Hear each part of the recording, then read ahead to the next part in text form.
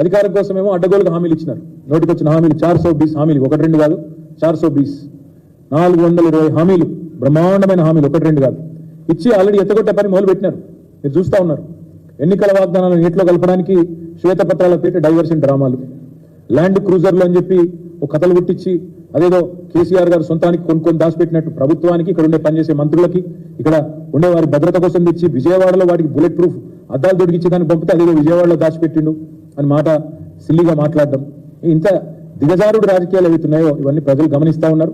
ఇవి కేవలం వాళ్ళు ఇచ్చిన 420 హామీలను ఎగేసేందుకే ఈ డైవర్షన్ డ్రామాల తెలంగాణ ప్రజలు పూర్తి స్థాయిలో ఇవాళ అభిప్రాయం కూడా వస్తూ ఉన్నారు. ప్రజలు మర్చిపోతారేమో అనుకుంటున్నారు.